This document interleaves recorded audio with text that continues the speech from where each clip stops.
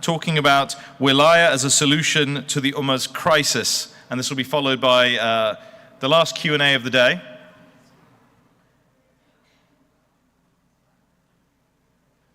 So I think what's interesting about the program today is we sort of started with technology, and then we moved on to theology, and then we moved on to activism. And I feel that almost sort of with panel one in technology, we posed a question. We almost opened the discussion on faith in the modern world. We opened a discussion on the apparent conflict between living a spiritual life in a materialistic society.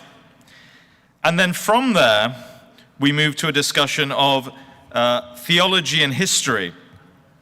And what's been really great about that is, you know, we've looked at, as well as sort of the idea of miracles and holy spaces, we also asked the question about how can we study our faith in the modern world? You know, how do we reconcile critical academic methods of inquiry with commitments to a spiritual tradition?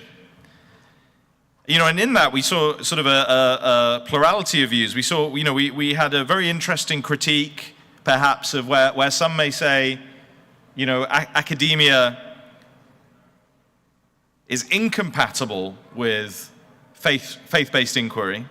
But then we've also seen, I think, with Dr. Mustafa, from his very comprehensive and very detailed analysis of asanid, of chains of narrators, you know, what we saw is also the way in which academic analysis can boost traditional study.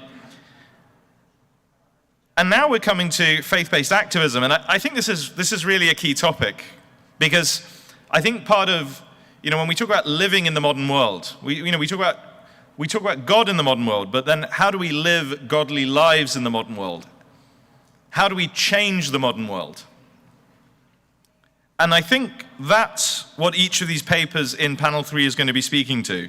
So, you know, if we look at the themes here, we have, you know, ecology, we have social consciousness, and we have the Ummah's crisis. And so this third panel, I'm framing it, and you know, I hope the speakers don't mind me framing their presentations in this way, but I'm framing this as an attempt to articulate a faith-based and spiritually charged solution to the challenges of modern living. In other words, how do we not only how do we live in the modern world, not only how do we thrive in the modern world, but how do we transform the modern world? And so, without further ado, I'd like to turn to our first speaker. And just in the interest of time, I'm going to omit biographies for this session. So if you want to know more about the speakers, you can look in the conference booklet or on our website. But our first speaker, really, actually, and I imagine for many of you needs very little introduction. We have Dr. Mahjabin Dala, who is an assistant professor of Islamic studies at the Graduate Theological Union in Berkeley, California. And she will be speaking about faith-based activism, Muslim women raising social consciousness, and she's joining us remotely live. And so I'd like to welcome Dr. Dala with a very loud salawat ala Muhammad wa ali Muhammad. Dr. Dala, over to you. Salawat. Sorry, Dr. Dala, one second. Gentlemen, we discussed this morning. I thought we settled the salawat issue, so we need to make sure they can hear us in Dar es Salaam. Salawat ala Muhammad wa ali Muhammad.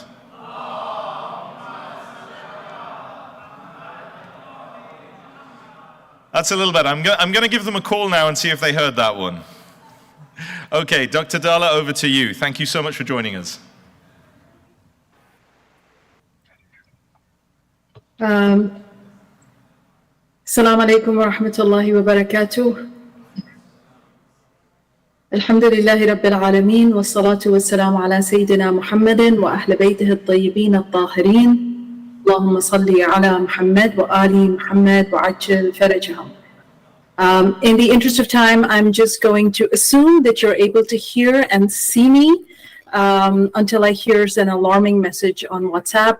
I'm going to assume that everything is fine, and I will just proceed with my presentation in the interest of time. Thank you so much for the introduction. The shortened version, this is what usually happens to us when we're on the third panel, or the last panel of the day. But I hope that you will invoke all AI and non-AI means and wasila to connect to the divine, to give you the energy and the stamina to be able to hear this last panel as well. I intend to stay within my time limit, so inshallah khair. I want to thank you all for staying here in the room despite the long day. I want to thank the organizers for this very brave initiative. I mean, it's really brave in the sense that for the longest of time, the Shia have resorted to the pulpit and the madrasa to do most of the tabligh work and the knowledge dissemination to our communities.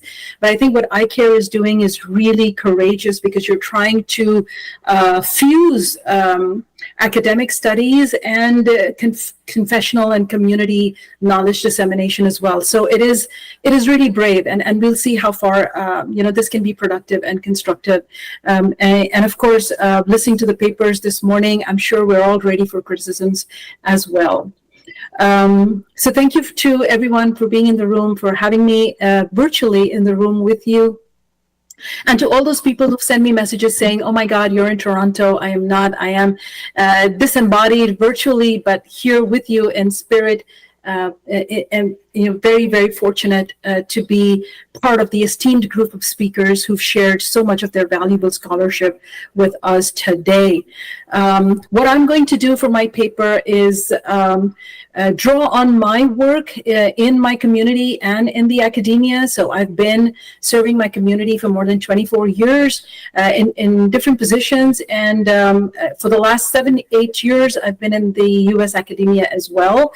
I'm going to talk a little bit about that. I'm going to be drawing mostly on my recently published book, which I think I can safely say is the first academic work on the sermon, on the khutbah fataqiyya especially. There have been dissertations before, but this is out from Cambridge in February 2024. So please take a look at it. If you have students who might want to write reviews, please get in touch with me, and I can see how we can arrange for a review copy, because it is at an obnoxiously high price by Cambridge at the moment.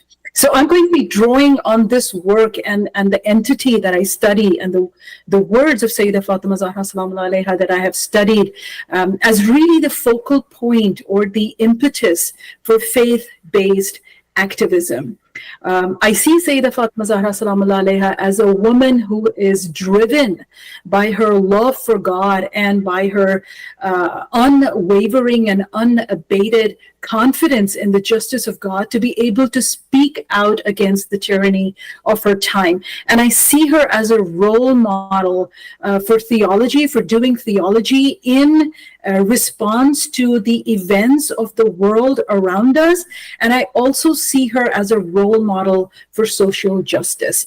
And that is what the book is called. It's called Feminist Theology and Social Justice in Islam. What I've done is I've mined her sermon to seek the voice of a theologian even before the field is described as theology much later in the Islamic studies discipline, and of course a person who's asking for social justice much before the English term and its introduction post-Enlightenment in the English language. So this is what I'm arguing for in my book. So that is what is driving me to present what I'll be presenting to you today. I'll be doing a 3-part survey or a discussion, if you like.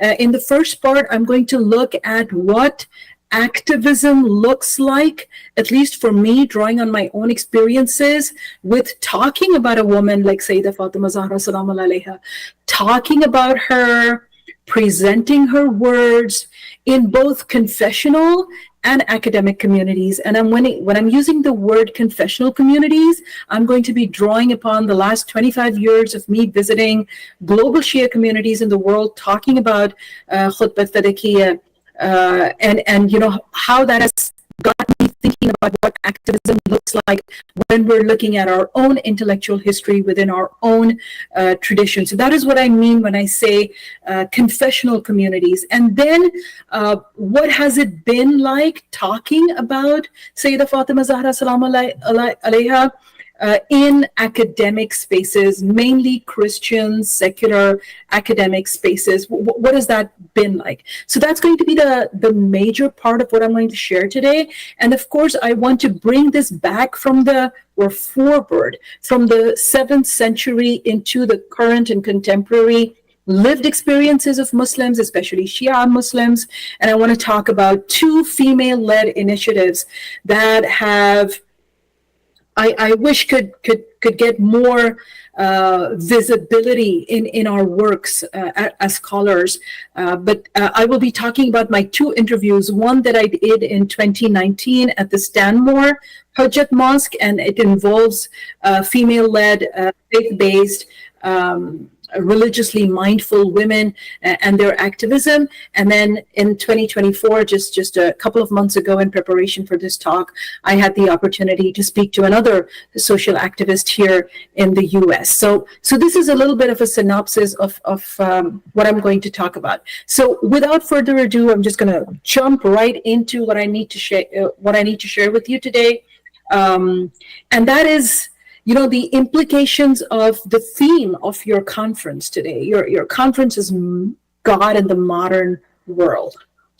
And the implications of that in our lived experiences and our practical choices or practical choices of people who identify as Muslims is just so profound. I mean, right from naming to framing. And I say this because it's so complex, even when it starts from naming to framing. And what do I mean by that? I mean, just talking about names, in my recent class, I was teaching a course on how the Quran was received in classical times and in contemporary times. And there was one of my students who is not from the Islamic tradition or has not studied the Islamic tradition deeply, had a question. And she said, why is it that there's only one woman who is named in the Quran, and that is Maryam, salamullah, and there's no other woman. Of course, if you look at Jawadi Amali's book on Zandar Aina Jamal Jalal, you see that he's mentioning 19 women that are discussed in the Quran, but only one is named. So we started talking about the complexities of even bearing Muslim names in today's world. The Islamophobic tropes make it so impossible for people to own their identity as, confessional Muslim names. And I don't want to labor this point too much. You've heard of how Muhammad's go to Mo's and Anam Fatima's go to Annie and things like that. So it's really complex just to identify with your name as a Muslim in the modern world or in the contemporary world today.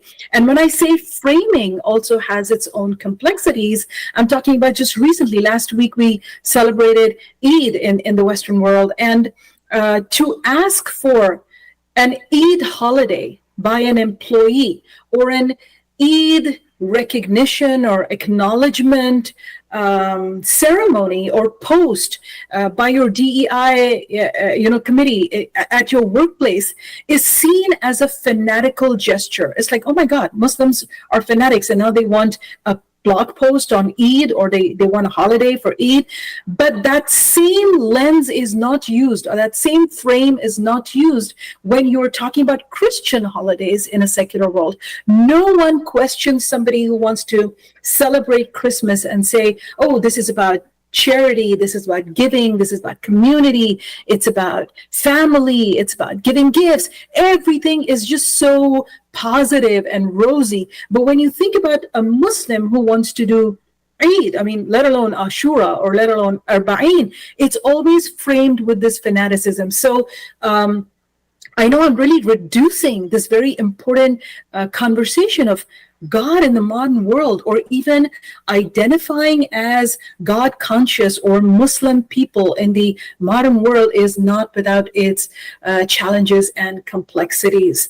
I'm going to now sort of shift gears and come directly into my work and the research that I've done with the Khutbah Tariqiyya, the elements of activism, the elements of speaking truth to justice that I've encountered in both fields, in, like I said, in my confessional communities and in the academic community. So I'm going to start with my my experience traveling and meeting the fantastic communities, Shia communities that we have all over the world, I think my challenge has been, and this is something about my own positionality, is that, like most of the speakers, I think, on for this 2-day conference, I'm experiencing this challenge of belonging. So if I really talk about how my brain ticks in my confessional or traditional tables, I'm considered or perceived as someone who is a troublemaker, or someone who is too radical, or someone who's just asking too many questions.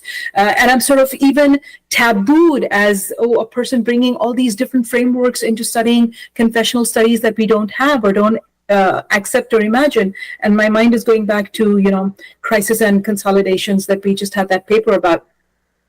And then the other sphere or the aspect of your profile is where you're an academic and you're facing this demon, this in academia, and you're trying to maintain your Islamic Shi'i identity. And when you talk about empowerment in your sacred text or empowerment in your sacred history, you get this look like, okay, anybody can talk about it, but not a woman who looks like you. So being a visibly Muslim woman of color and talking about gender justice or talking about empowerment and freedom or social justice from the perspective of Islam sometimes gives me, like eyes in academia, like, what are you talking about? How can you profess to follow the faith and still say that you are an advocate for social justice? So I've seen myself as not belonging on either table, the traditional table or the secular feminist table, and I live in this liminal space where I try to do my work from.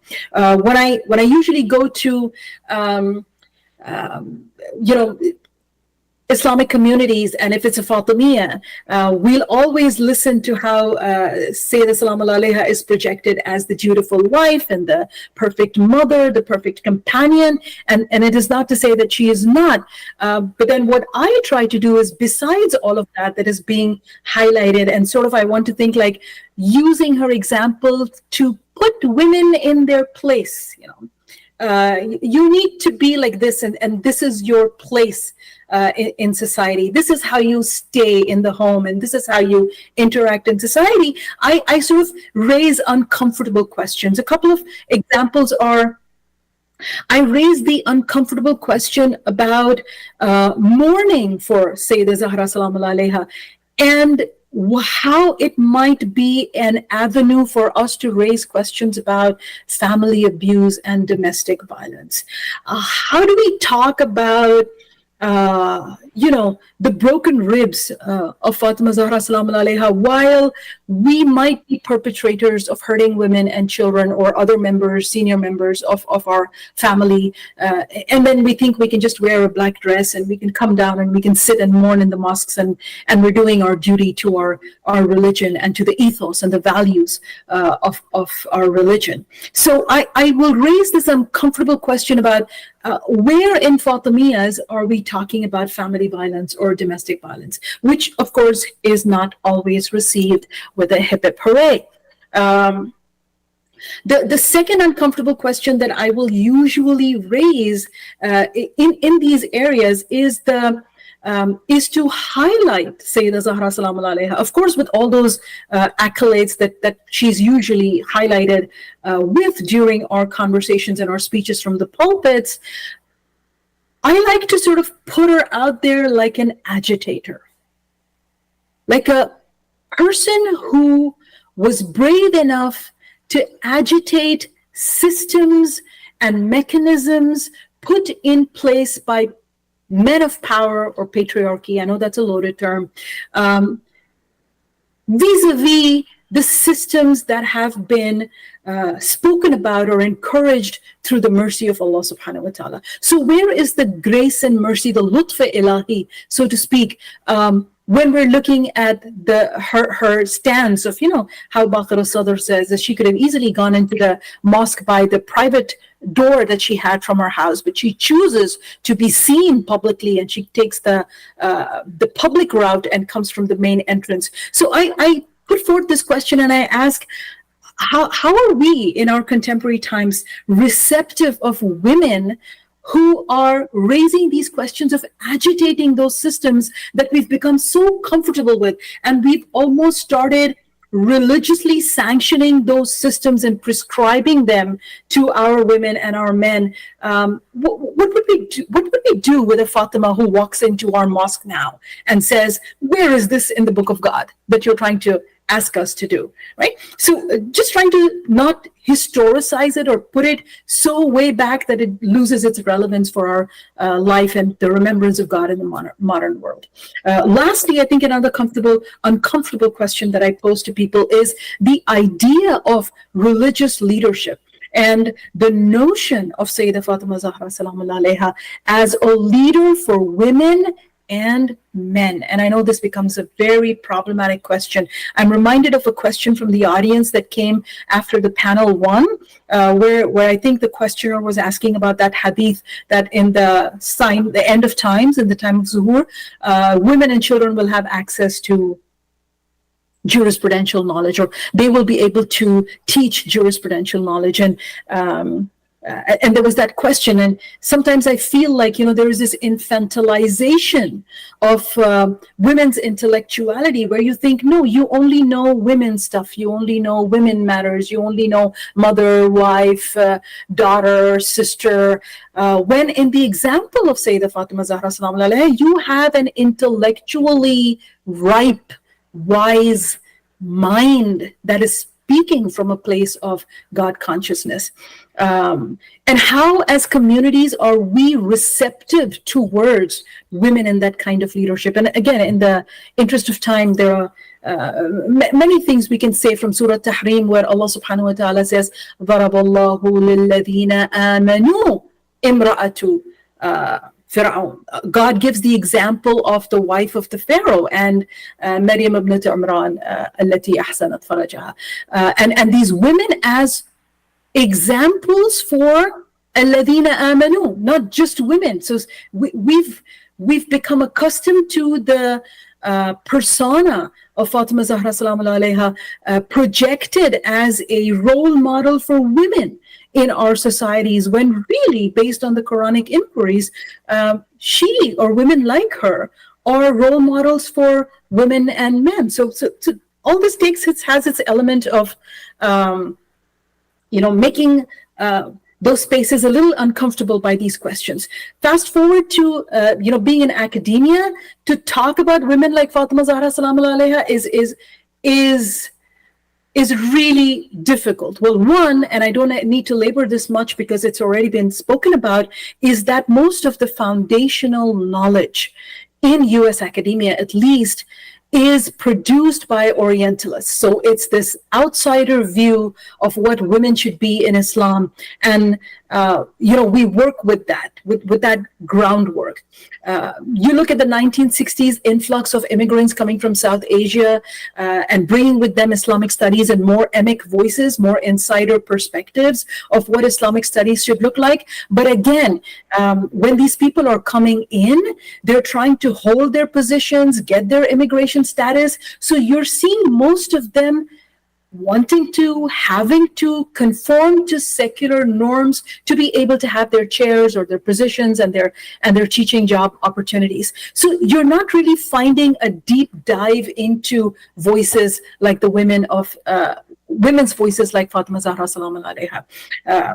After 9/11, you see most of the women's studies in Islam, they are exhausting, really, is burdened by just responding to Islamophobic tropes of what a Muslim woman's body is supposed to be imagined, what their role is in society, and you're just answering these questions that are really non-issues for some of us. And if you're not doing that, you're either trying to confine into a white feminist theory or theology to be able to translate what you want to bring from your own traditional intellectuality into the academic space for discourse. And that is very, very difficult to do. I think my time is up. I'm just going to stop there and just use 2 minutes, if I can have an extra 2 minutes, is I wanted to lift up the work of Zara by Kaku 2019. When I was in Stanmore, when I was doing the majalis over there, I would see women, I got a note saying, can you slow down when you talk? And you can see I was talking very fast because we always have time limits. And they said, and I asked why, and they said that there's somebody who's signing the majlis. And this was my first exposure to female speeches being signed for the larger audiences, and that led into an inquiry, an interview with the BSL team that was being there, that was offering the service. And it's really sad that if you even go to the Hujjat website now and you try to look for this group of volunteers, you won't find them. You won't see them in services. At least I haven't been able to see them in their interface. If there are deep dives where I haven't seen, then I apologize for that. But if you just go up there and you're trying to see, what is available for the profoundly deaf, you wouldn't see anything. Yet this is really the contribution of women who sometimes, Zara by Kaku, I'm told when I interviewed her daughter-in-law, that she would actually sit in the men's side because her boys had grown up and there was nobody to sign for them the information. And she wanted access to majalis for her boys. This eventually led for, the team to get in signers who could come in, and I'm happy to talk about it in the short period that we might have for a Q&A some more. The other example that I wanted to share was, of course, the example of Razia Natani, who is the advocacy and outreach director for a Texas-based initiative which is called Al-Nisa Hope Center.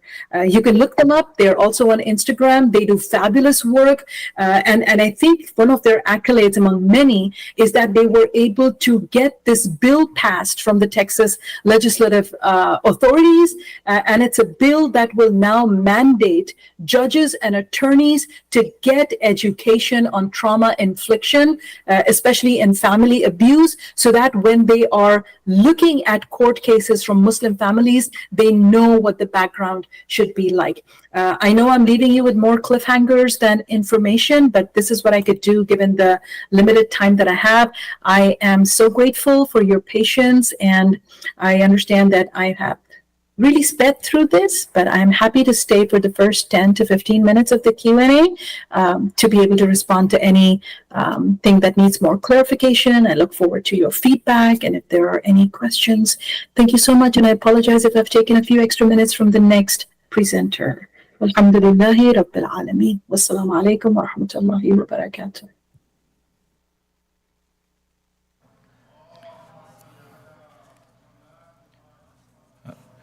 Dr. Mahjabin, thank you so much for that presentation. I think one of the, if you're still listening, I think in my experience, one of the hardest things to do when you're presenting remotely, when you're not here with the audience, is to actually convey the energy and enthusiasm you have for your subject of study. I think that's something that we can all struggle with, especially when we're dealing with academic subjects. But I have to say, even though it's quite late in the afternoon, I was just standing at the back of the hall listening to your presentation, and the energy and enthusiasm you have for this really came through, and I think we all felt that. And that's just I think that's a testament both to your commitment to your subject of study and also your commitment to yourself raising social consciousness on women's issues and inclusion issues within the community. So thank you so much for joining us. And can we all please express our heartfelt appreciation for Dr. Mahjabin with a loud salawat ala Muhammad wa ali Muhammad.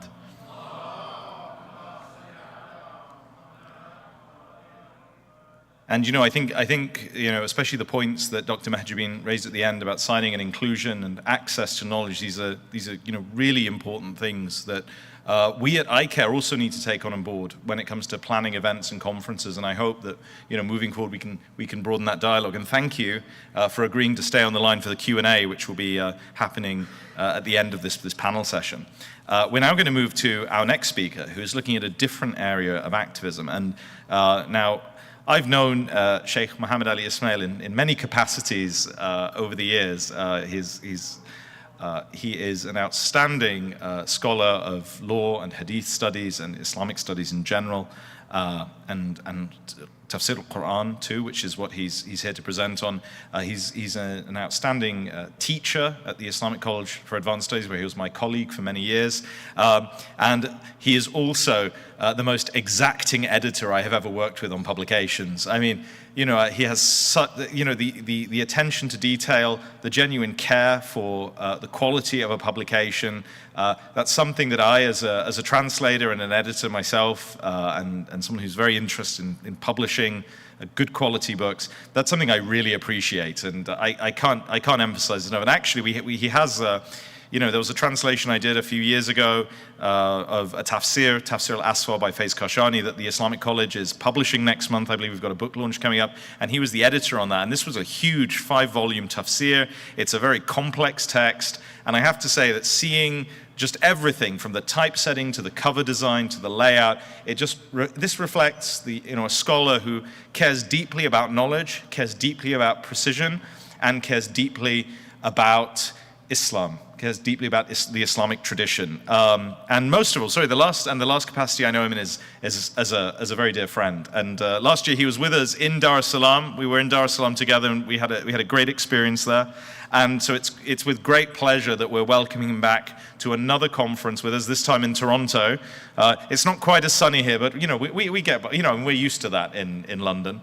So he's going to be talking about divine stewards of the earth, spiritual ecology in the Quranic narratives of prophets, a fascinating subject. And so please join me in welcoming him to the podium, Sheikh Ismail, with a loud salawat ala Muhammad wa ali Muhammad.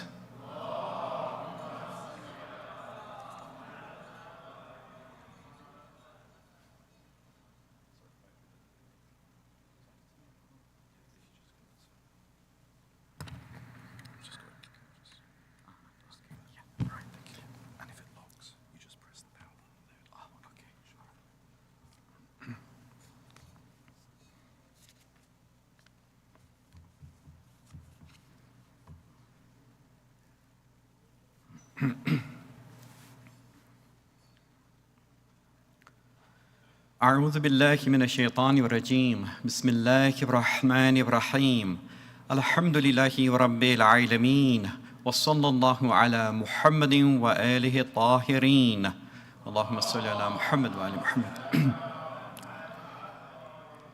السلام عليكم ورحمة الله.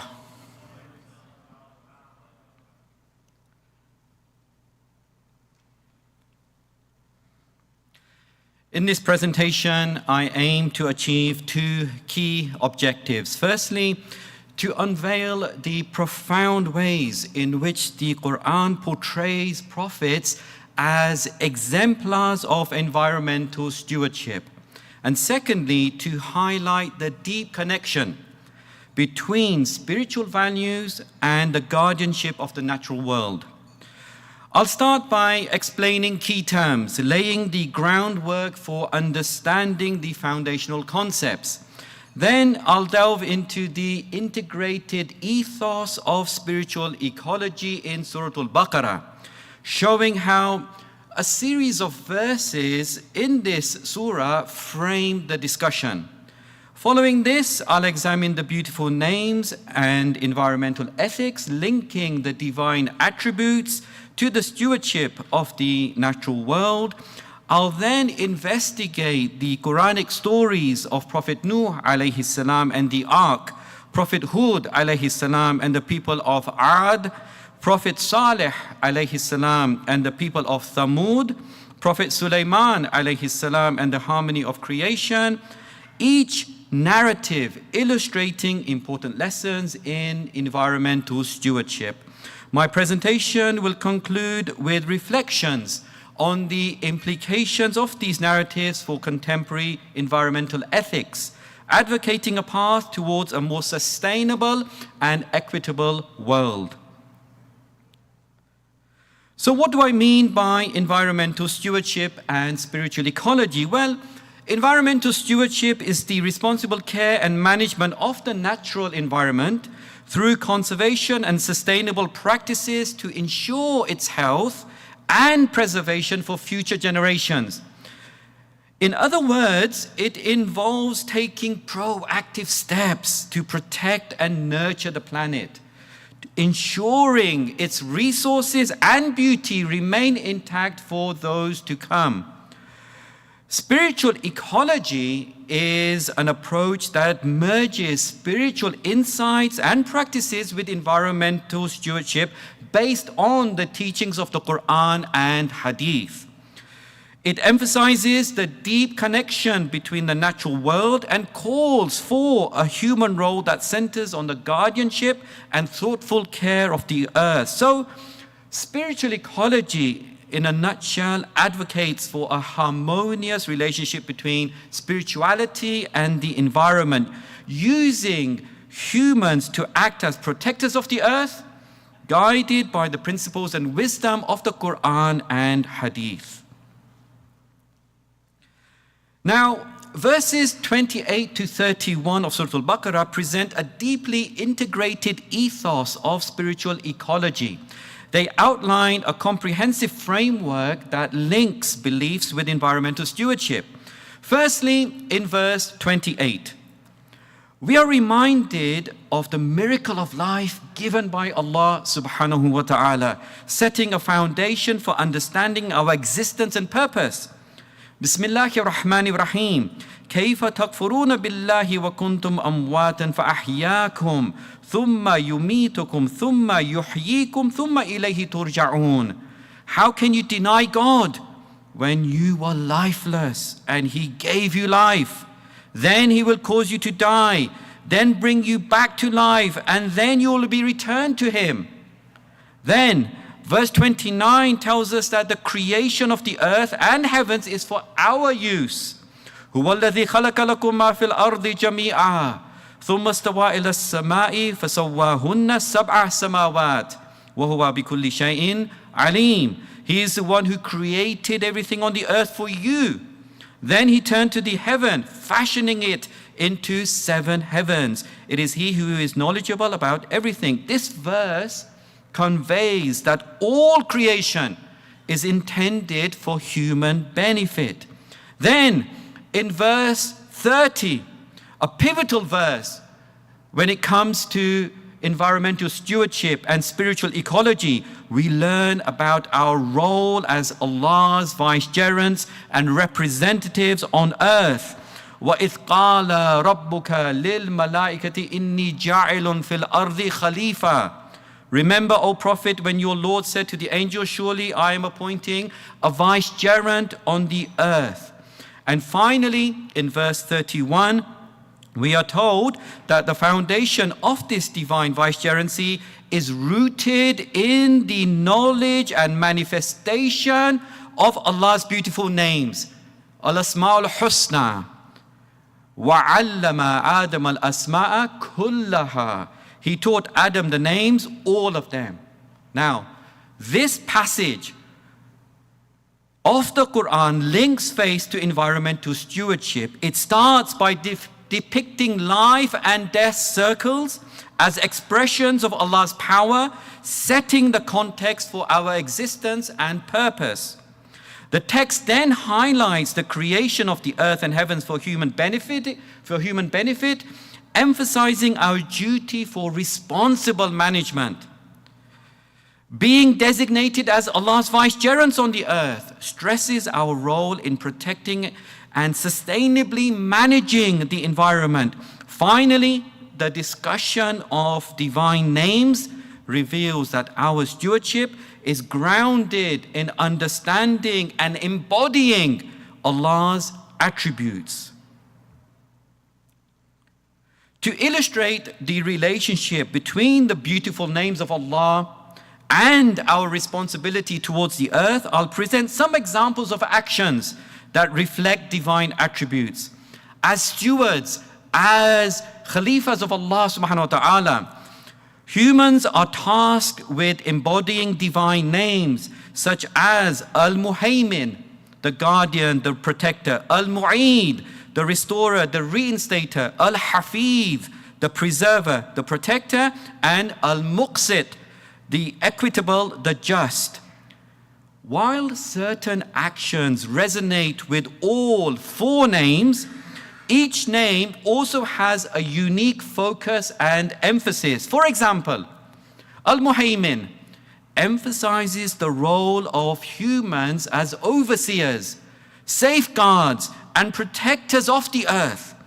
This name focuses on actions such as tracking ecosystem health to protect against degradation.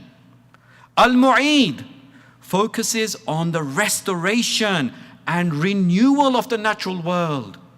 It emphasizes actions such as engaging in reforestation and rehabilitation of damaged natural habitats. Al-Hafiz centers on the preservation of the natural world from loss and harm. This divine name has a focus on actions such as promoting recycling, composting, and reduction of single-use materials. Al-Muqsit highlights fairness, justice, and equity in environmental stewardship. It emphasizes actions such as ensuring equitable access to essential natural resources. I'll now turn my attention to the Quranic stories of prophets to explore what lessons can be drawn from them regarding the stewardship of the environment. Firstly, the narrative of Prophet Nuh alayhi salam, Shaykhul Anbiya, and the ark. In Surah Hud, verse number 37, Allah commands Prophet Nuh alayhi salam to build an ark. The first time a human would build a vessel designed to float on water. How does he instruct Prophet Nuh to build the ark? وَاصْنَعِ الْفُلْكَ بِأَعْيُنِنَا وَوَحْيِنَا.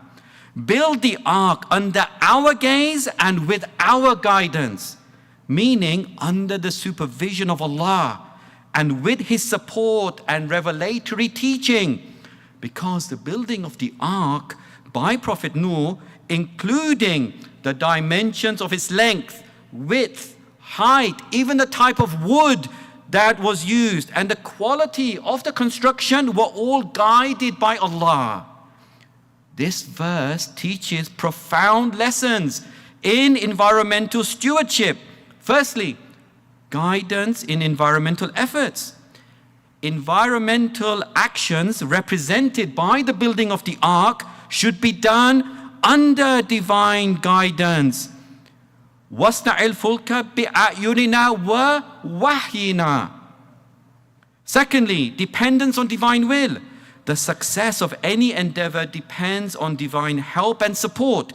The statement under our gaze and with our guidance highlights that while human efforts are crucial, the ultimate success of such efforts hinges on Allah's will and support.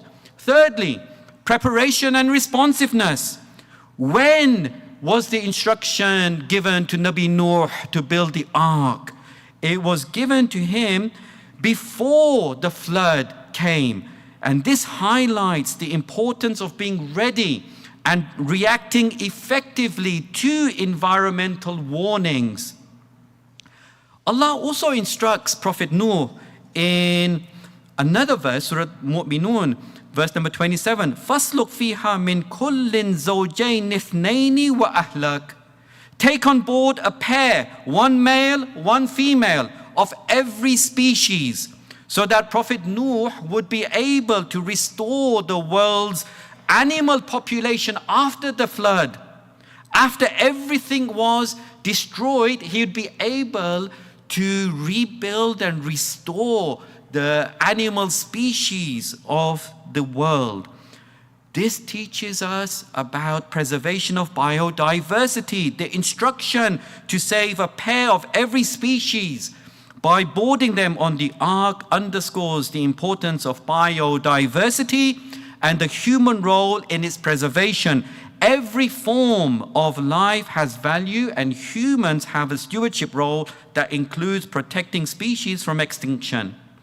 Continuing with the story of Prophet Nuh and the ark, In Surah Hud, verse number 41, Allah subhanahu wa ta'ala says, وَقَالَ ارْكَبُوا فِيهَا بِسْمِ اللَّهِ مَجْرَاهَا وَمُرْسَاهَا. He, Prophet Nuh alayhi salam, said, board it in the name of Allah, it will sail and anchor. This verse imparts deep insights into environmental stewardship. Firstly, spiritual mindset. Prophet Nuh alayhi salam wished to start and end the voyage with the name of Allah subhanahu wa ta'ala, acknowledging that all actions and outcomes are under divine guidance. All environmental efforts should therefore be approached with a spiritual mindset, recognizing them not just as physical acts, but as spiritual practices. And secondly, stewardship under divine governance. Prophet Nuh alayhi salam's words also serve as a reminder that humans do not control nature, but are merely stewards acting under Allah's governance, promoting a humble approach to environmental management. In verse 48 of Surah Hud, Allah subhanahu wa ta'ala says, قِيلَ يَا نُوحُ اهْبِطْ بِالسَّلَامٍ مِنَّا وَبَرَكَاتٍ عَلَيْكَ وَعَلَىٰ أُمَمٍ مِّمَّنْ مَعَكَ. It was said, O Noah, disembark with peace from us and blessings upon you, and, very crucially, upon the nations to come from those with you. This refers to the descendants of Prophet Nuh alayhi salam's followers. And the verse teaches that, firstly, Allah promised peace and blessings to Prophet Nuh and his followers because they fulfilled their duties to Allah.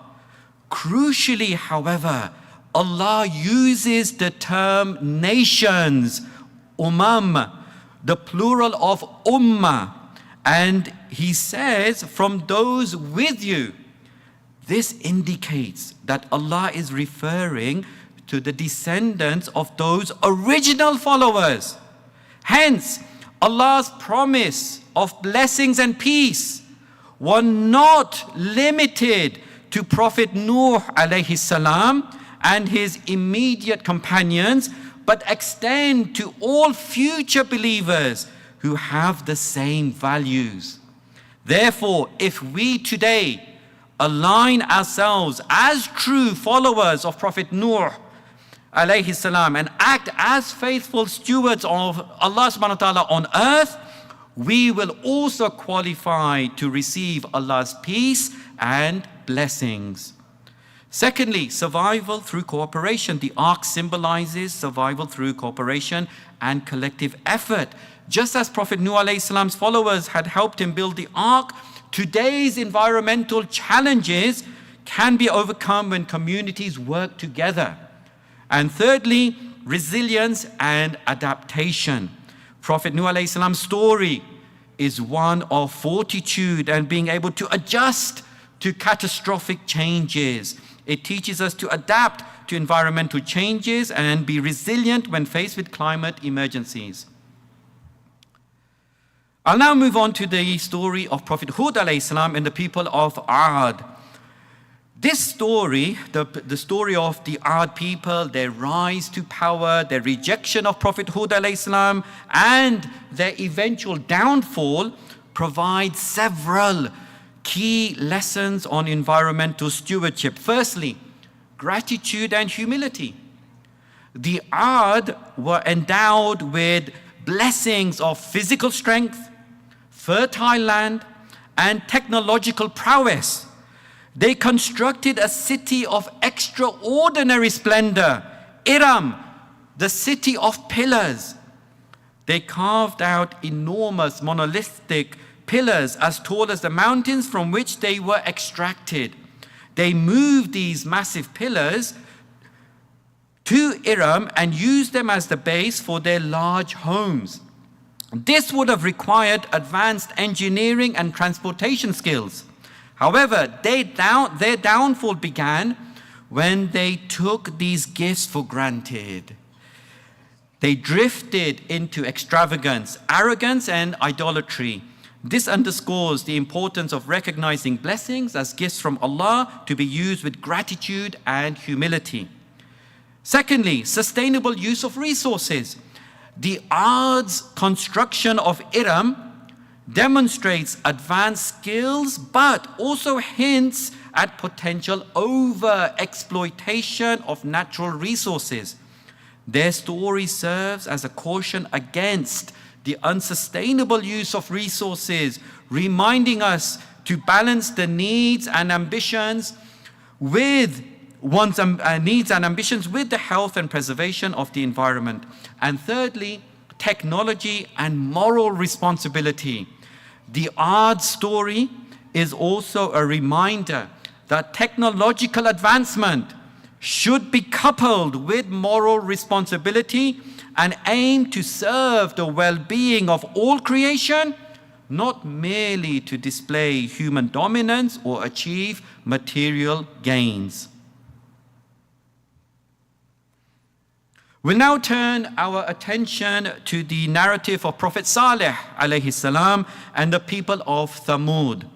When Allah made the she-camel appear from the mountain as a miraculous sign for the Thamud, Prophet Saleh alayhi salam instructed them to share water with the camel on alternate days, allow it to graze freely and not to harm it, warning of a painful punishment for disobedience. The camel will drink all the water one day, but provide milk for everyone. This arrangement was a test of the Thamud's willingness to change their ways and follow Allah's command. However, they struggled with this change and eventually killed the camel. This story highlights several key points relevant to environmental stewardship. Firstly, sustainable resource sharing management.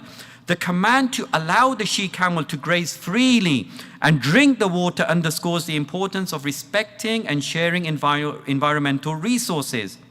Secondly, interdependence of life. The connection between the camel and the Thamud shows that all living things and the environment are linked. Thirdly, obedience to divine commands. Just as the Thamud were tested, modern societies face the challenge of adhering to principles that ensure the well-being of the planet, even when it requires changing long-standing behaviors. Fourthly, respect for all forms of life. The story emphasizes the importance of treating all living beings with respect and kindness. And fifthly, resistance to change and its implications. The Thamud's decision to kill the she-camel shows the risks of not adapting to environmental needs and resisting change. Prophet Sulaiman alayhi salam and his kingdom. Will begin with Prophet Sulaiman alayhi salam's ability to control the wind. Now, the verses referenced here explain that Allah subhanahu wa ta'ala made the wind subservient to Prophet Sulaiman alayhi salam, to the extent that it would enable him to sail distances that would normally take 2 months in 1 day. Now, in terms of Prophet Sulaiman's stewardship role, these verses highlight the sustainable use of natural forces. Using the wind for travel demonstrates utilizing natural forces sustainably and efficiently, showing that humans can find ways to use nature without damaging it. Turning now to his comprehending the language of creatures, Prophet Sulaiman alayhi salam, like his father, Prophet Dawood alayhi salam, was taught the language of birds and other creatures. One of the most endearing Quranic stories is of Prophet Sulaiman alayhi salam and the ant. When Prophet Sulaiman alayhi salam set out on a pilgrimage to Mecca with a vast army, they came to a valley inhabited by ants. One of the ants feared that they would be accidentally crushed by Prophet Sulaiman alayhi salam's forces, so she warned her colony to take cover in their mounds. Prophet Sulaiman overheard the ant's words. He was grateful for his divine gift of understanding and appreciated the ant's concern for the safety of her colony. The verse states this very, very beautifully. فَتَبَسَّمَ ضَاحِكًا مِنْ قَوْلِهَا. What a fantastic way of expressing this. So Solomon, filled with a sense of gratitude, smiled joyously in response to her words. The incident teaches, firstly, the importance of understanding the natural world. The ability of Prophet Sulaiman alayhi salam to understand the language of the ants highlights the importance of understanding the natural world. Secondly, respect for all forms of life. Prophet Sulaiman alayhi salam's amused and gentle response to the ant's concern illustrates a deep respect for even the smallest creatures. This teaches that environmental stewardship involves recognizing the value of every creature and taking steps to ensure their safety and well-being. Thirdly, consideration and compassion in action. Prophet Sulaiman alayhi salam's decision to redirect his army to avoid harming the ants demonstrates practical compassion and consideration for the well-being of other beings. Gratitude for nature's gifts. By expressing gratitude for the blessings bestowed upon him and his parents, Prophet Sulaiman alayhi salam acknowledged the natural world and its creatures as divine blessings. This highlights the importance of being thankful for nature's gifts. He prays, Rabbi awzi'ni an ashkura ni'mataka allati an'amta alayya wa ala walidayya. My Lord, inspire me to be grateful for the blessings you have bestowed on me and my parents. Fifthly, leadership and environmental responsibility. Prophet Sulaiman alayhi salam, as a leader, sets a powerful example by prioritizing the protection of the environment over the convenience of his journey. He could have marched his troops straight on over the colony of the ants, but he didn't. They took a route around the ants' mounds. This suggests that leadership at all levels has a critical role in advancing environmental stewardship. Sixthly, awareness and mindfulness. The story reflects the importance of being aware and mindful of our surroundings and the impact of our actions. Seventhly, spiritual insights from the natural world. This incident led Prophet Sulaiman alayhi salam to reflect on the blessings Allah had bestowed upon him and pray for the ability to be grateful for these gifts, to perform deeds pleasing to Allah, and to be admitted among his righteous servants. For he prays, وَأَنْ أَعْمَلَ صَالِحًا تَرْضَاهُ وَأَدْخِلْنِي بِرَحْمَتِكَ فِي عِبَادِكَ الصَّالِحِينَ. And inspire me to do good deeds that please you. Admit me by your mercy into the ranks of your righteous servants. Continuing with the narrative of Prophet Sulaiman, in Surah Sabah, verse number 12, Allah tells us that He caused a fountain of molten copper to flow for him. This verse also provides important lessons in environmental stewardship, responsible resource management. Prophet Sulaiman alayhi salam's use of a fountain of molten copper and advanced metallurgical techniques teaches the importance of using natural resources wisely, balancing technological progress with the need to protect the environment. And secondly, divine provision. The fact that Allah caused the fountain of molten copper to flow for Prophet Sulaiman alayhi salam underscores the concept that Allah can and does provide His devoted servants with the most extraordinary resources for their sustenance and development. Fulfilling community needs. In the next verse, Surah Sabah, verse number 13, Allah subhanahu wa ta'ala tells us about the accomplishments under Prophet Sulaiman's leadership and how he fulfilled the comprehensive needs of his people. The verse says, they, the jinn, under Prophet Sulaiman's command, made for him whatever he wanted: sanctuaries, sculptures meaning of trees and the like. We are told that from the tradition. Basins the size of small pools for communal eating, and cauldrons for large-scale cooking fixed in the earth. This verse has a profound message concerning food stewardship. The large basins and cauldrons for communal eating and cooking point to Prophet Sulaiman alayhi salam addressing the physical and social needs of the people by enabling the preparation and sharing of meals on a grand scale. This would have ensured the nutritional needs of the community were met and community ties were maintained, as communal meals would have allowed for sharing resources and caring for the well-being of all community members. And the final prophetic narrative I explore in my paper concerns Prophet Dawood alayhi salam and the harmony of creation. Prophet Dawood alayhi salam's recitation, how moving is this? Prophet Dawood alayhi salam's recitation of the Psalms, the Zabur, was so beautiful that the mountains and birds would glorify Allah along with him, highlighting his profound connection with the divine and the natural world. In the context of environmental stewardship, the verses illustrate a number of important points, such as harmony with nature, where the mountains and birds are described as participating in the glorification of Allah with him. Reflection on nature's glorification. By reflecting on how mountains and birds glorify Allah encourages a more mindful and responsible approach to the environment.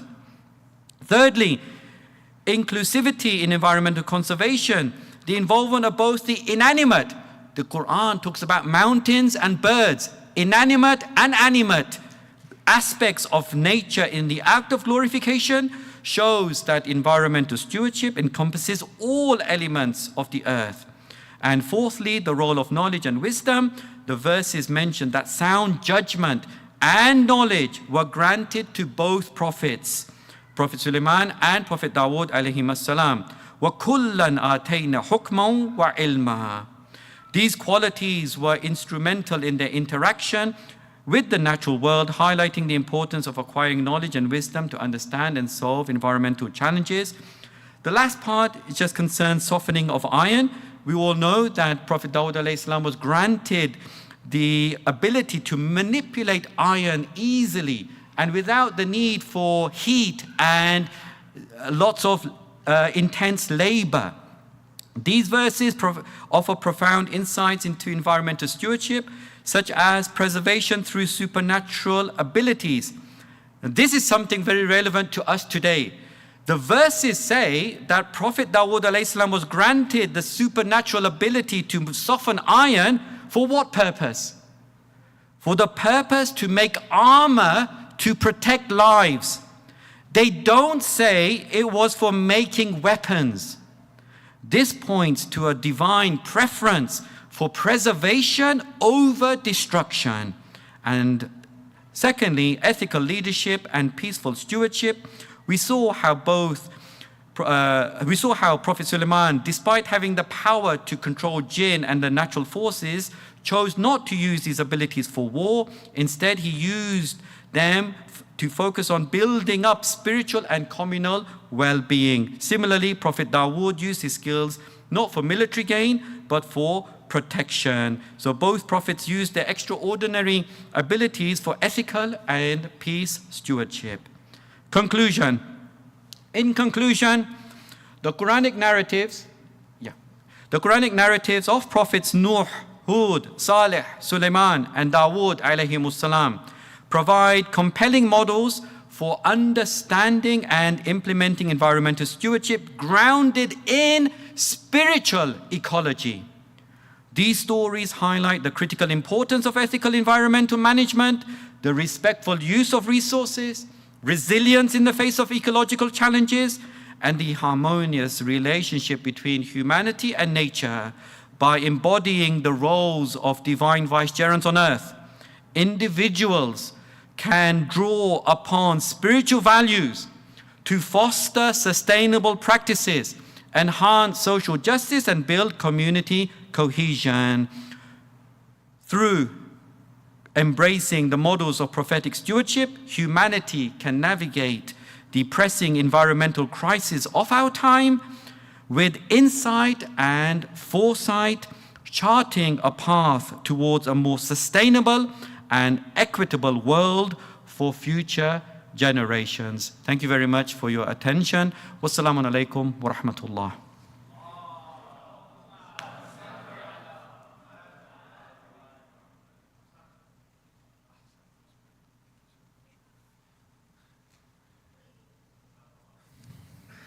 Thank you very much, Sheikh Dr. Muhammad Ali Ismail, for that truly enlightening presentation. I really enjoyed the way in which you were able to draw together the Quranic narrative and the names of Allah subhanahu wa ta'ala into a sort of a structured format, so we could see how God lays out this spiritual ecology in the Quran and holds up the prophets as examples we can follow today. And if you remember, earlier in the program, I said the challenge is how do we live faithfully according to the traditions of our, the spiritual tradition to which we belong, which originated over 1,000 years ago. How do we live faithfully to its principles in the modern world? And I feel that the talk that we just heard illustrates the continued relevance of these, of these principles today, and gives us a blueprint for starting to think about how we can apply them on pressing issues like, like ecology and climate change. So thank you again, Sheikh Ismail, and please, would everyone join me in reciting a loud salawat ala Muhammad wa ali Muhammad.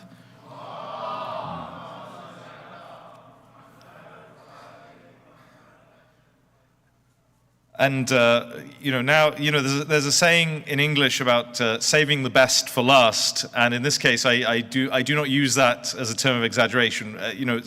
Our final speaker today, Sayyid Suleiman Hassan, I actually first came to know not directly through his own talks, but through some of his students who I interacted with, and through hearing about the work of the Ahlul Bayt seminary that he was running in Chicago at the time. And I remember meeting a couple of his students in Qom at the house there. They were visiting, and then in other contexts, and just being really impressed by them, and sort of wanting to know more about where they had studied, where they'd learned. And then I came across some of Sayyid Suleiman's lectures online, actually, and I was deeply impressed by the sort of the thoughtful and reflective approach he took to teaching Islam and making it relevant to everyday concerns. And since then, I've had the pleasure of meeting him in person, actually for the first time at this conference, but working with him closely over the last year. He's one of the board of governors at ICAIR, so he's someone that advises us in terms of the direction we're taking as an organization, who lends his insights and experience to us. And I have to say, I've benefited tremendously from his presence, both virtually and now present. And it's been such a joy having him trapped here in Toronto with me, so he can't get away, so that I can make the most use of him. And so, last but by absolutely no means least, I would like to ask Sayyid Suleiman to come to the podium, where he will be talking about wilaya as a solution to the Ummah's crisis, Imamah in light of the Quran. So Sayyid Suleiman, without further ado, please come to the podium, and can I ask everyone to welcome him with a loud salawat ala Muhammad wa ali Muhammad.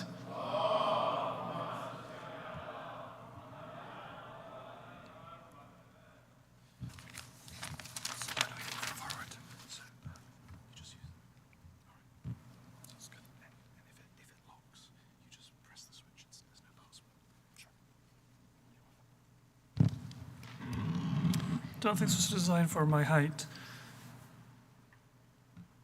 أعوذ بالله من الشيطان الرجيم بسم الله الرحمن الرحيم الحمد لأهله والصلاة على أهلها السلام عليكم ورحمة الله وبركاته.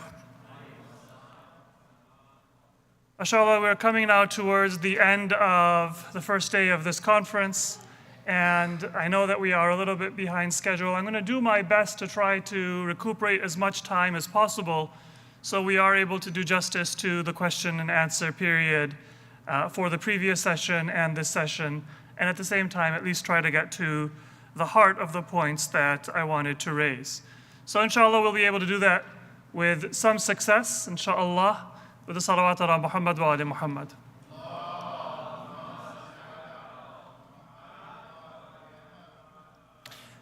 So I'd like us to kind of take a step back from this conference, this beautiful setting and gathering, and all of the information that we have thought about and that we have discussed, and a concern that we have probably all felt and heard from maybe our children, our peers, in the Muslim community, outside of the Muslim community, that in front of our eyes in the world today, there is a massacre taking place.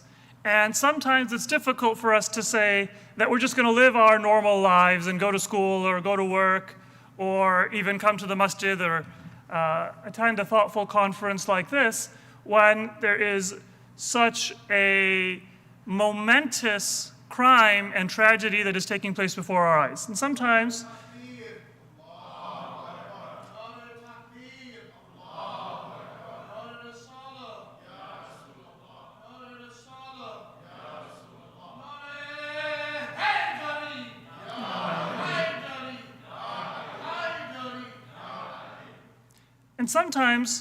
that makes us think that maybe we should take direct action, try to stop some of those injustices. And the reality is that what we are witnessing in Palestine and in Gaza is just a very concentrated dosage of the crimes and the degradation that were there before, and this is not the first or the only instance of that kind of a massive crime and massacre that is taking place in front of us. It may be the most visible, it may be the most concentrated, but it is not the only one. So how do we respond to that? And I want to do so in light of our approach to and reading of the Quran and understanding of wilayah. To go from a shallow or a flat reading of the Quran, which many Muslims are sometimes guilty of, and even lovers of Ahlul Bayt are sometimes guilty of, to a deeper and a more insightful reading of the Quran. The Quran is a call to action. And so if we are disgusted by what we see in front of our eyes that is taking place in Palestine, then the verse of Surah An-Nisa, for example, where Allah says, Bismillahir Rahmanir Rahim, وَمَا لَكُمْ لَا تُقَاتِلُونَ فِي سَبِيلِ اللَّهِ وَالْمُسْتَضْعَفِينَ مِنَ الرِّجَالِ وَالنِّسَاءِ وَالْوِلْدَانِ الَّذِينَ يَقُولُونَ رَبَّنَا أَخْرِجْنَا مِنْ هَذِهِ الْقَرْيَةِ الظَّالِمِ أَهْلُهَا. It speaks to us, because many of us have experienced that feeling that I need to go and I need to fight this injustice. I need to do something. And so the Quran says that, what is with you? Why don't you fight in the way of God and those deemed weak of men and women and children who say that, oh Allah, remove us from this city that is oppressive, whose people are unjust. Remove us from this evil and from this injustice. So the Quran is a call to action, but it's not a call to vigilantism. And that is where I would like to start our discussion today. By the way, the time is off, so I don't know how much time I have left. That's not my fault. I just want the audience to know. So I want that to be our point of departure. That the Quran is calling us to action, but then, well, what do we do? And sometimes it's very difficult for us to find out what is our role. Do we take some immediate action that might preclude a long-term plan and strategy? Or do we play the long game but then lose ourselves because we're never actually doing anything in the moment and for the urgency and the crisis of what we are experiencing or what our fellow Muslims and human beings are experiencing? Before I proceed, I want to have one other point of departure, and that is the famous Raziyat Yawm al-Khamis, which I think all of us are familiar with, the tragedy of the final Thursday of the Prophet's life, narrated in Sahih al-Bukhari, narrated widely in the Islamic tradition, where our Prophet Muhammad sallallahu alaihi wa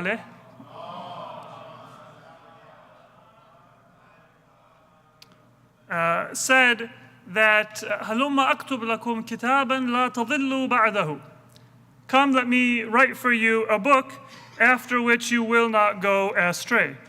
And the response, and I won't name the companion, although Bukhari does a nice editing job where when there is an offensive sentence, it's not attributed, and when there is a slightly sanitized version, it is attributed. But there was a commotion, and one person present said either that the Prophet is overcome with pain, غَلَبَهُ الْوَجَعُ, or that the Prophet, na'udhu billah, is not speaking sense. And then وَعِنْدَكُمْ كِتَابُ اللَّهِ وَعِنْدَكُمُ الْقُرْآنِ حَسْبُنَا كِتَابُ اللَّهِ. The book of God is sufficient for us. Now generally we read that accurately as an effort to place the Quran in opposition to what the Prophet was about to say, which was the conveyance of the message of imamat and wilayat. But it's not just to put the Quran in opposition to the Imam. That would be as absurd as putting the Quran in opposition to the Prophet himself, because Ahlul Bayt are the continuation of the Prophet. It was, in effect, an effort to box in Islam itself. It wasn't lifting the Quran on a pedestal in opposition to and to overshadow Ahlul Bayt, but it was to remove the Quran from its own message and the revolutionary inspiration that it gives to the individual believer and to the collective of believers. It was an attack on the Quran in the language of love for and devotion to the Quran. And those two are our points of departure. That first, the Quran is a call to action. وَمَا لَكُمْ لَا تُقَاتِلُونَ فِي سَبِيلِ اللَّهِ وَالْمُسْتَضْعَفِينَ. Why don't you do anything for those who are suffering? And myself, I can say that I don't do much, if anything at all, beyond just making myself feel good that, yeah, I did say something, I did pray, I did attend a protest, but certainly not what the moment demands. And the second point of departure is that our understanding of what we need to do needs to be with a deep engagement with the Quran and the way that it calls us to action. So let us begin by looking at the way the Quran describes our ummah. And in Surah Al-Baqarah, Allah tells us that وَكَذَلِكَ جَعَلْنَاكُمْ أُمَّةً وَسَطًا. I'm using, with some minor modifications, Qarai's translation. We have made you a middle nation. And those of you familiar with tafsir, I'll summarize. There are many discussions about what does that middle nation mean. Some say that there were extremes of superstition or rationality denying anything supernatural. And this ummah was sent with a religion, a message that is midway between them. There were some religions or some teachings that overemphasized the spiritual at the expense of the material, and others that overemphasized the material at the expense of the spiritual. And Islam is midway between a pure focus on the spiritual or a pure focus on the material. Within Sharia, there are, or the practical application of religion, there were some religions that gave a person basically the individual conscience as the standard of action, with no compulsion, no collective law. And then there were others that were very legalistic, and Islam is midway between them. There were some that focused on the importance of the individual, and other religions or other philosophies that focused and gave primacy to the collective over the individual and at the expense of individual needs and rights. And Islam is midway between them. Some have said that it's geographically, that within the known world, from the east to the west, the north to the south, the Muslim ummah is in the middle. Some have said that it is that the ummah is between the prophet and the nations of the world. The ummah is the ambassador, if you will, of the prophet to humanity. Or within the context of Ahlul Bayt, the ummah being Ahlul Bayt is the mediator between even the Muslim ummah as a whole and our own prophet. So there's a number of things that are found, but then what's interesting is that the surah says, لِتَكُونُوا شُهَدَاءَ عَلَى النَّاسِ. And there's a very beautiful hadith attributed to Imam Muhammad Baqir alayhi salatu wassalam,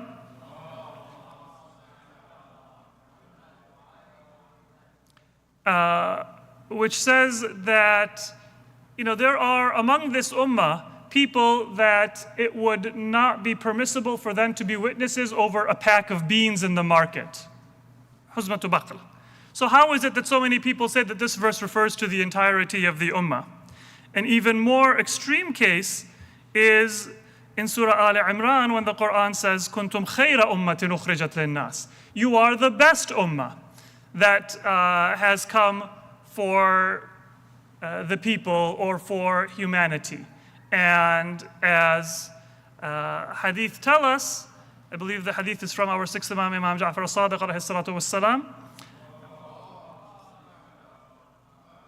the ummah that massacred its imams, that assassinated Imam Ali and then Imam Hassan and then Imam Hussein, the legacy of the Prophet, how can this be khayra ummah? And there are a number of discussions about how to reconcile that and resolve that, which we don't have time to get into, but the tension is very clear.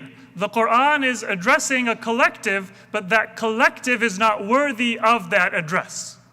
And so one solution is to say that, well, this is not referring to the entirety of the ummah, it is referring to a select group of the ummah. The evidence of that comes from the Quran itself, also in Surah Al Imran, وَلْتَكُمْ مِنْكُمْ أُمَّةٌ يَدْعُونَ إِلَى الْخَيْرِ وَيَأْمُرُونَ بِالْمَعْرُوفِ وَيَنْهَوْنَ عَنِ الْمُنْكَرِ. The translation is on the screen, inshallah. So that is the Quranic instance that this Amr bil Ma'ruf Nahi Anil Munkar is performed by a subset of the ummah. That is what makes the ummah great, and that is the context of those ahadith that say that the ummah is referring to Ahlul Bayt. It's referring to the imams. And that is part of the story. But then the question is, why is the Quran referring to the ummah and addressing a collective where, even if we take for the sake of argument the idea that it's wrong for it to refer to the entire ummah, it certainly does lend itself to the reading that this is referring to the entirety of the ummah. And that is where we get to a very important point, which is that the Quran is addressing the entirety of the ummah, and it is telling the entirety of the ummah that it has that middle rank and it has that greatest rank, but the secret of that greatness and the secret of that role of being a witness for humanity, of doing something for humanity, is not vigilantism, and is not for me to stand up and say, let me see what I can do based on my own limited experience and knowledge, but to be connected to the Imam. And that comes from the very word ummah, which we sometimes translate as community or nation, but in reality, it means a group that has a shared orientation, direction, qibla, in effect, a group that has an imam. And so the definition of an ummah requires there to be an imam. And the greatness of the ummah then is defined by who is the imam of that group. Now when we come to the word imam in the Quran, we find that we have a little bit of ambiguity, because the Quran does tell us that a book can be the imam. وَمِن قَبْلِهِ كِتَابُ مُوسَى إِمَامًا وَرَحْمَةً. That before the Quran there is the book revealed to Prophet Musa alayhi salam, imaman wa rahma, which is an imam and a mercy. And so then when we say that وَكُلَّ شَيْءٍ أَحْصَيْنَاهُ فِي إِمَامٍ مُبِينٍ and other verses of the Quran, there is a discussion among the mufassirin as to, is this referring to a book? The Quran, Lawh Mahfuz, is it referring to a person?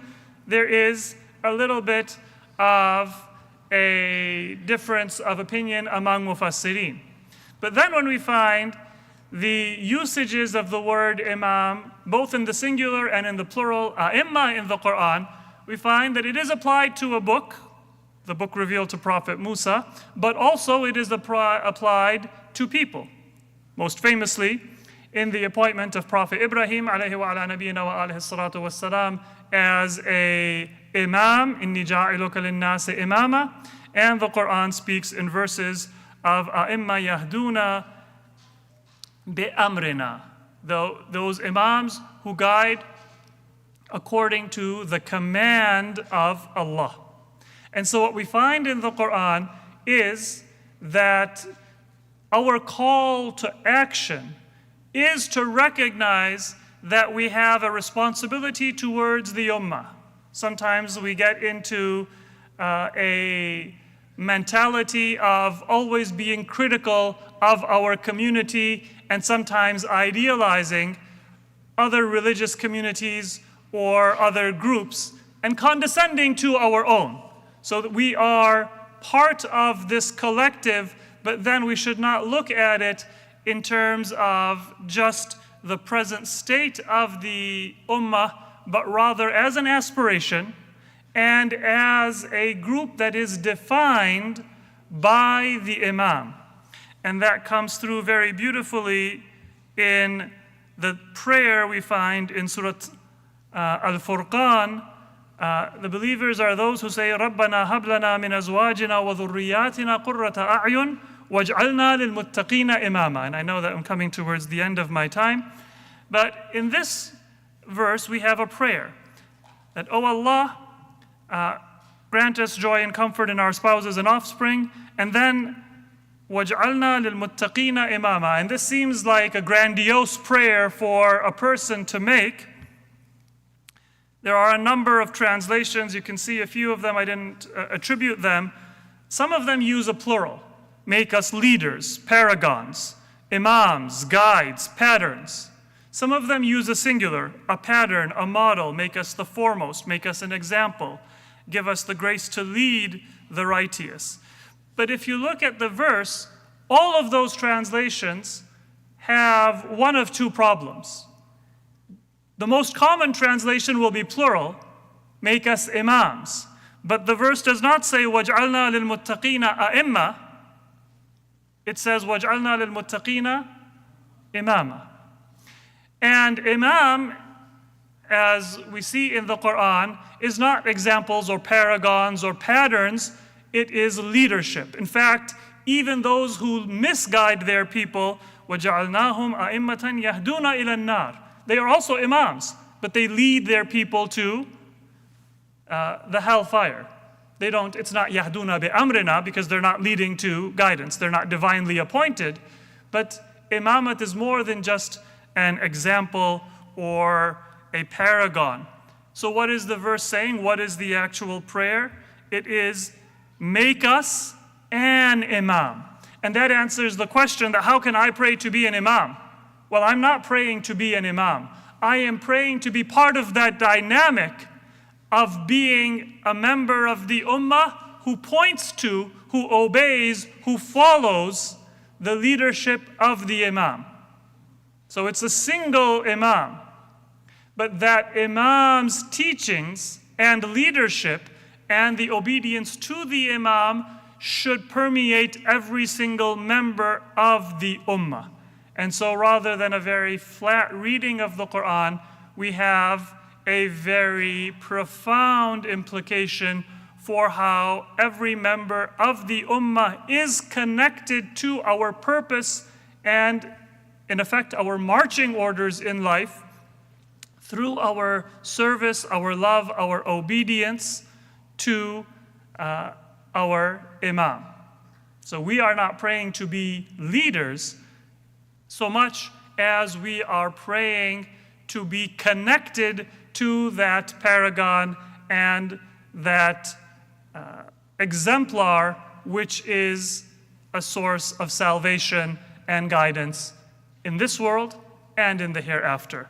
So we pray to Allah subhanahu wa ta'ala that He allows us to read the Quran in a way that gives us our marching orders in life, that allows us to connect to the crises that we see around us, but not just in a reactive way, and instead in a proactive and an informed way, and that is through our connection to this Imam, the text, and the lived example of leadership.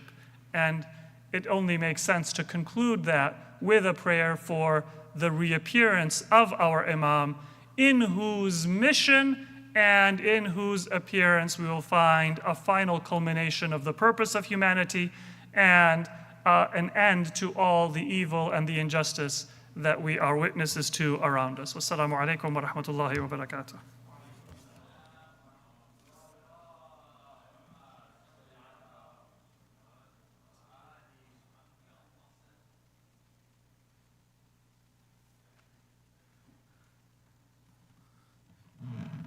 Just readjusting the mic for someone of a lesser stature. And when I say stature, I mean ilman, a lesser stature in knowledge. You know, there were so many points, so many important points that the Sayyid touched on in that short space of time.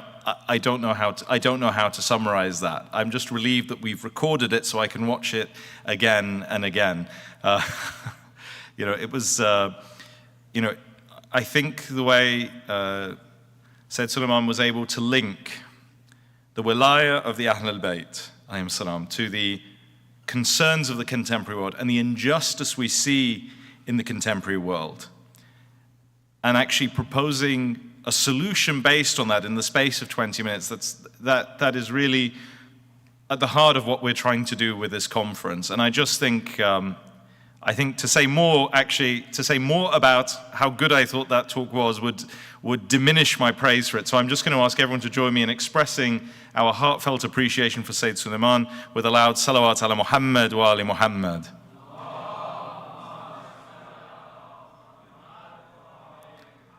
And I have to say, you know, as a Malang at heart, it's really great that we got so many Nara Haidaris in the first day of the conference. You know, I think we need to normalize Nara Haidaris in academic settings. I would like to just briefly apologize that we've run so over time, unfortunately, due to circumstances beyond our control this morning. We started almost an hour late, and conferences have a tendency to overrun anyway. But tomorrow we'll be starting at 9:30 sharp, because we have a very special video address from Ayatollah Jawadi Amali, so I ask that everyone comes on time. And for those of you watching from home and possibly watching us on catch-up, there are tickets available tomorrow. We've increased the ticket numbers thanks to the efforts of the brothers here at JCC, and there are spaces available. So if you do want to come in person for any of the panels tomorrow, please come down, and we'd be happy to find a seat for you. Finally, I just want to say, I'll be doing this again at the end of the day tomorrow in a more fuller form, but I just want to say thank you to all of our speakers, to all of the volunteers, you know, who've been working tirelessly to provide food and refreshment, who've been helping us run things, who've been sitting on the registration desks, who've been guiding the audience. And actually, thank you to all of you who've attended this, especially those of you who've been here since 8 a.m. this morning and stuck through to the end, and most of all, I want to say the biggest thank you to those of you who've been really putting the efforts in with the salawats. You know, I think the quality of salawats has improved through the day with practice. And I think tomorrow, you know, we can really take it to the next level, because, you know, again, those guys in Dar es Salaam have been messaging me and saying that they're still not impressed by the salawats. Oh, kama qala, oh, something like that. Anyway, we're going to close for today. There's no time for a question and answer session, but I would encourage you, if you would like to discuss any of this in detail, the shuyukh are here, and there'll be opportunities to talk more about this tomorrow. We'll see if we can find time for an additional Q&A session. I would ask that you all keep us in your du'as. Please pray for the continued health and barakah of the scholars and alims who've been here with us today and who'll be joining us tomorrow.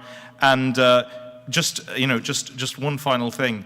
I would say that if you do have any feedback for us, there is a feedback you'll see on the televisions, sort of at the entrances. There's a QR code you can scan that'll take you to a feedback form. We honestly welcome any feedback you have. We're looking to always improve, to strive to do better in our service of the Ahlul Bayt. So please do share any thoughts you have with us. And with that, I'll bring things to a close. See you tomorrow morning, inshallah, at 9:30. Breakfast will be available from 8, as yesterday.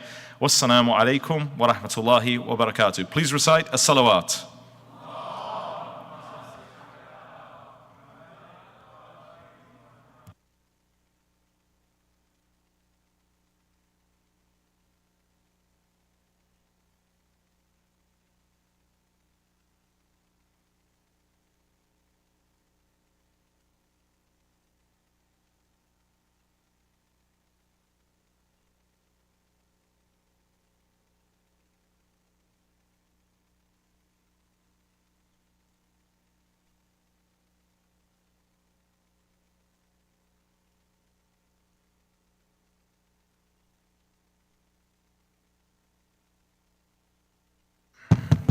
Sorry, just a quick announcement for the speakers present. If I could just ask all the speakers to remain behind, that would be much appreciated. Thank you very much.